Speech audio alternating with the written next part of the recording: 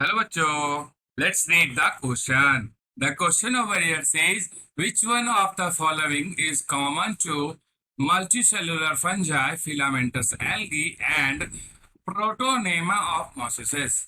The options are mode of nutrition, multiplication by fragmentation, diplontic life cycle, and member of kingdom Plantae.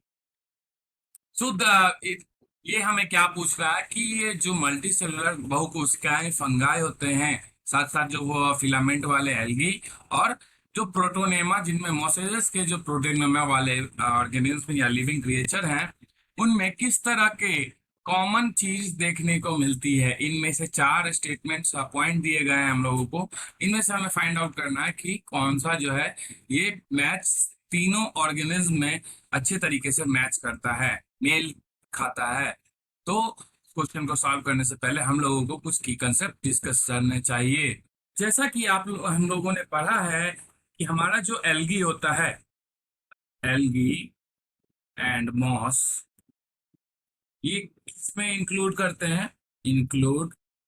Included in plant kingdom. वहीं अगर बात की जाए हमारे fungi की, fungi की बात की जाती है, तो ये हमारा एक अलग ही अपना किंगडम सेपरेट करता है, सेपरेट किंगडम से बिलोंग करता है, क्योंकि फंजाई किंगडम खुद अलग, खुद इसका अलग सेपरेट जो है किंगडम है। तो ये जो हमारा स्टेटमेंट देख सकते हैं फूड, ये गलत हो जाता है। वहीं अगर बात की जाए की कंसेप्ट में, हम लोगों ने देखा कि किंगडम के अनुसार, किंगडम पे फिर नेक्स्ट हम लोग देखते हैं कि इनमें से जो भी हमारे एल्गी मॉस फंजाई हैं, इनमें से क्या होता है, डायप्लॉन्टिक लाइफ साइकिल सिर्फ और सिर्फ किसके द्वारा शो होता है? ये मॉसेस के द्वारा शो करता है। तो इसको हम लोग लिखते हैं कि among these all mosses invariably show diplontic life cycle, while others may और may not। तो यहाँ सिर्फ और सिर्फ जो डायप्लॉन्टिक लाइफ साइकिल है वो किसके द्वारा शो होता है? वो बिना किसी छेड़छाड़ के, बिना किसी परिवर्तन के जो है हमारे मॉसेस में देखने को मिलता है। और जबकि अगर बात करें दूसरे ऑर्गेनिज्म जो इसमें में क्वेश्चन में दिए गए हैं, दूसरे लिविंग क्रिएचर के बारे में, तो यहाँ पे ये कर भी सकते हैं या नहीं भी कर सकते हैं। तो इसका कोई हम लोग फिक्स नहीं डिसीजन कह सकते हैं, आंसर कह सकते हैं कि ये सब करेंगे ही करेंगे, ऐसा कुछ नहीं। लेकिन हाँ, मॉसेस में ऐसा देखने को मिला है कि ये डिप्लोमेटिक लाइफ साइकिल इनमें देखने को मिलता है। और हम लोग जानते हैं कि एल्गी, एल्गी जो है वो क्या होता है? Plus mosses. तो जैसे ही हम लोग बात किए हैं यहाँ पे प्लांट किंगडम में, तो सिंपली सी बात आ जाती है कि ये क्या होंगे, हमारे ऑटोट्रॉफिक होंगे।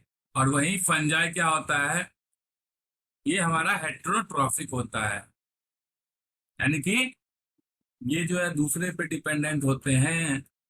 तो ये भी हमारा जो मोड ऑफ न्यूट्रिशन भी, ये भी इनकरेक्ट हो जाता है। फिर नेक्स्ट आता है, आई एम सॉरी, नेक्स्ट जो देखा गया है कि इनमें ये ऑल जितने भी क्रिएचर्स हैं, but all these living creatures those so multiplication bye fragments. ये सारे के सारे जितने तीन ऑर्गेनिज्म यहाँ पे हमें डिस्कस किए गए हैं क्वेश्चन में, वो क्या करते हैं, ये सारे के सारे मल्टीप्लीकेशन बाय फ्रैगमेंटेशन के प्रोसेस से इनमें मल्टीप्लीकेशन देखने को मिलता है। तो जैसा कि हमें क्वेश्चन में पूछा गया था कि इनमें से कौन सा ऐसा कंडीशन है जो कि इन तीनों मल्टीसेलुलर फंजाई, फिलामेंटस एल्गी और प्रोटोनेमा ऑफ मोसेस में सब में मिलता, सब में देखने को इक्वली मिलता है, सब में ये पॉसिबल है। तो हम लोग यहाँ पे की पॉइंट्स के थ्रू इस क्वेश्चन का करेक्ट आंसर फाइंड आउट कर चुका है हम लोगों ने। तो ये हमारा जो ऑप्शन नंबर 2 है, ये हमारा बिल्कुल करेक्ट स्टेटमेंट हो जाता है, क्योंकि ये जो जितने भी ऑर्गेनिज्म की बात की गई है, ये सारे फ्रेगमेंटेशन प्रोसेस के द्वारा मल्टीप्लाई होते हैं। So we have prove this answer for this question. And I hope you all got this solution very well. Thank you so much.